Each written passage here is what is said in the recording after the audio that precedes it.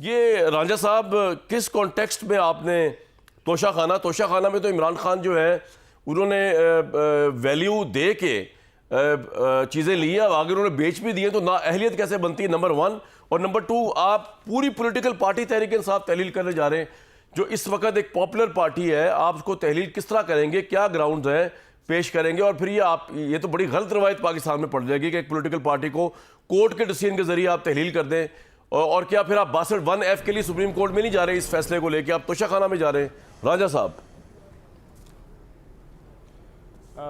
بسم اللہ الرحمن الرحیم، بہت شکریہ کامران بھائی۔ آپ کا جو پہلا سوال ہے اس کا جواب یہ ہے کہ عمران خان نے رقم جمع کرا کے توشہ خانے سے تحائف وصول کیے، اس میں تو کوئی مسئلہ نہیں ہے۔ مسئلہ یہ ہے کہ 30 جون 2019 تک کے اپنے اثاثہ جات عمران نیازی صاحب نے ڈکلیئر کرنے تھے۔ الیکشن کمیشن میں سیکشن 137 کے نیچے ایک گوشوارہ سالانہ ہر رکن اسمبلی صوبائی ہو یا قومی ہو وہ جمع کرانے کا پابند ہوتا ہے۔ وہ اگر وہ جمع نہ کرائے تو اس کی رکنیت 16 دن کے لیے 16 دنوں بعد 31 دسمبر جو بھی رواں سال ہو اس سال کو اس کو وہ جمع کرانا ہوتا ہے، اور اگر وہ جمع نہ کرائے تو 16 دن بعد 16 جنوری کو الیکشن کمیشن تمام اراکین کی جو رکنیت ہوتی معطل کر دیتا ہے۔ آپ دیکھتے ہوں گے کہ ٹی وی پروگرام میں خاص طور پہ جنوری کے مہینے میں خبر چلتی ہے 50 ممبران نے گوشوارے نہ جمع کرائے، ان کی رکنیت معطل کر دی گئی، پھر وہ جا کے دوبارہ گوشوارہ جمع کراتے ہیں۔ جی وہ جو گوشوارہ ہے اس کے بیچ میں ہماری تمام تفصیلات ہوتی ہیں۔ جس دن ہم الیکشن لڑتے ہیں اس دن سے لے کے پھر آگے ریکارڈ رکھا جاتا ہے ہر سال کے ہمارے اثاثہ جات میں کیا اضافہ ہو رہا ہے اور کیا کمی واقع ہو رہی ہے، یعنی کہ سیاست میں آنے سے پہلے ہمارے اثاثے کیا تھے، سیاست میں آنے کے بعد کیا ہیں، اگر بعد میں بنے ہیں اثاثے تو وہ کہاں سے پیسے آئے ہیں،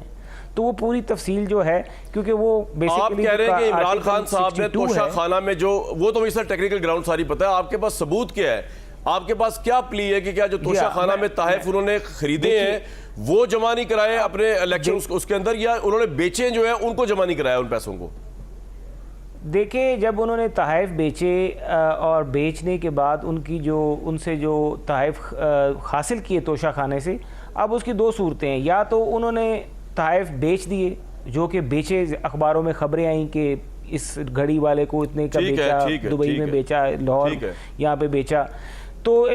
10 کروڑ روپے ان کی لاگت لگی توشہ خانہ سے، توشہ خانہ نے اس کی ایویلیویشن کی، 10 کروڑ کے اگینسٹ انہوں نے اپنی 20% اس کا جو بنتا ہے وہ جمع کرا دیا۔ وہ 20% جمع کرانے کے بعد انہوں نے اپنے ایسٹس اینڈ لائبلٹیز میں جب 30 جون 2019 کو وہ گوشوارہ داخل کرتے ہیں، وہ جو ان کی اثاثوں میں اضافہ ہوا وہ انہوں نے اپنی تفصیلات میں اثاثہ جات میں وہ اضافہ ظاہر نہیں کیا۔ اب جب آپ اضافہ ظاہر نہیں کرتے تو وہ آ جاتا ہے کنسیلمنٹ میں، یعنی کہ اس کے نیچے ایک حلف نامہ ہوتا ہے کہ جو بھی آپ اثاثہ جات کی تفصیلات دے رہے ہیں وہ آن سولم ڈیکلیریشن ہوتی ہے آپ کی، آن اوتھ ہوتی ہے، to the best of your knowledge. آپ یہ کہہ رہے ہیں کہ 10 کروڑ کی جو لاگت ہے ان کی چیزیں جو انہوں نے حاصل کی وہ انہوں نے اپنے اثاثہ جات میں جمع نہیں کرائیں، 30 جون 2019 کے ٹیکس ظاہر نہیں کی تو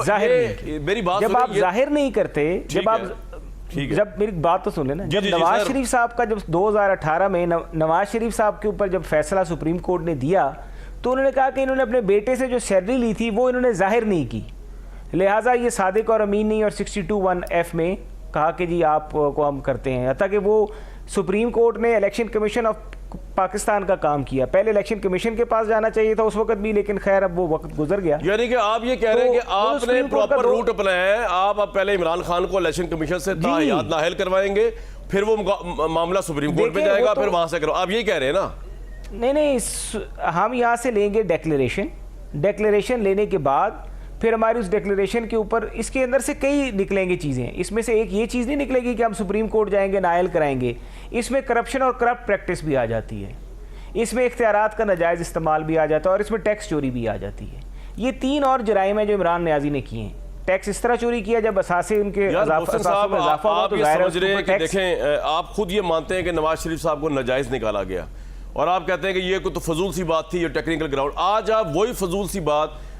نواز شریف صاحب بھی اس وقت، میں چلے آپ کی بات مان لیتا ہوں، پاپولر لیڈر تھے، 2/3 میجورٹی ان کے پاس تھی، اب آپ ایک اور پاکستان کے پاپولر ترین لیڈر عمران خان کو ٹیکنیکلی اگر آپ نکالیں گے تو لوگوں کے دلوں سے، تحریک انصاف کے دلوں سے تو نہیں نکال سکیں گے آپ. اور یہ روایت جو آپ ڈالنے جا رہے ہیں، میری بات تو سنیں نا سر، پہلے میرا سوال تو سن لیں سر، سن تو لیں، آپ سے بات ہو رہی ہے رانجھا بھائی، ایک منٹ تسلی. اس کے بعد یہ ادارے رہ جائیں گے، سپریم کورٹ اور الیکشن کمیشن آف پاکستان، سارے لیڈر تو چلے جائیں گے، ٹیکنیکلی فوت ہو جائیں گے سیاسی طور پہ. آپ یہی چاہتے ہیں اس ملک میں یہی ہو؟ دیکھیے پہلی بات یہ ہے کہ نواز شریف صاحب کا اور عمران نیازی کا کیس میں زمین آسمان کا فرق ہے. کیسے؟ نواز شریف صاحب نے اپنے بیٹے کا ویزا جو تھا وہ الیکشن کمیشن میں جمع کرایا تھا، وہ کاغذات کا حصہ تھا، چھپایا نہیں تھا. جس ویزے کی تنخواہ بعد میں نکال کے لیا کہ جی اس ویزے کو جب ایشو کیا گیا اقامہ کو، اس کے یہ ایشو کرنے کی بیسس تھی کہ آپ کو اس کمپنی کی وجہ سے ہوا. کمپنی کے کاغذات میں سے نکالا گیا کہ جی یہ 2000 کے 3000 ریال تنخواہ بھی تھی. وہ تو ایک اس طرح کی ٹیکنیکل چیز ہے. یہاں پہ تو نیتاً ایک بندے نے نیتاً اپنے اثاثے چھپائے، اور آپ کو پتہ ہے یہ اثاثے نکلے کس طرح باہر. یہ اثاثے اسلام آباد ہائی کورٹ کے آرڈر کے مطابق 2022 میں میاں گل اورنگزیب کی ججمنٹ آئی ہے جس پہ انہوں نے پاکستان دنوں میں سر آگے ہدایت چلتے نا محسن بھائی، ٹائم ذرا بچاتے ہیں اپنا اور میرا. یہ تو بدنیتی ہے نا، یہ تو جنرل میلافائڈ ہے نا، یہ تو ایک جھوٹ ہے، فریب ہے، مکاری ہے. سر آپ کے کہنے سے نہ عمران خان جھوٹا ثابت ہو رہا ہے نہ فریبی ثابت ہو رہا ہے، ثابت کرنا ہے. الیکشن کمیشن باؤنڈ ہے اس کے اندر ڈیکلریشن دینے میں، کتنے دنوں میں ڈیکلریشن دے گا؟ باؤنڈ ہے جی. دیکھیں آرٹیکل 63(2) کے نیچے الیکشن کمیشن باؤنڈ ہے 90 دنوں میں، اور وہ 90 دن کا آغاز آج 4 اگست سے ہو گیا ہے. اب 90 دن کے بیچ میں آرٹیکل 63(3) کے نیچے الیکشن کمیشن آف پاکستان پابند ہے. دوسرا سوال یہ ہے کہ آپ جو ان کا سرٹیفکیٹ ہے 5 سال کا، الیکشن کمیشن کے جو ان کے جو اثاثہ جات پارٹی کے جو فنڈنگ، اس پہ نہیں جا رہے آپ؟ حکومت اس پہ نہیں جا رہی آرٹیکل؟ نہیں، وہ تو دیکھیں وہ بھی کیس ہے، وہ ایک علیحدہ کیس ہے. ابھی آپ کو مزے کی بات بتاؤں، وہ علیحدہ کیس ہے، یہ علیحدہ کیس ہے. اور ابھی آپ کو ایک دلچسپ بات بتاؤں، موصوف نے صرف یہ چیزیں جو ہیں یہ چھپائی صرف 2019 کے گوشوارے میں نہیں ہیں، 20 میں بھی چھپائی ہیں، 21 میں بھی چھپائی ہیں، اور 22 میں بھی جو آنے والا ہے اس میں بھی ڈکلیئر ہوئی ہیں اسلام آباد ہائی کورٹ کے آرڈر پہ. اگر اسلام آباد ہائی کورٹ آرڈر نہ کرتا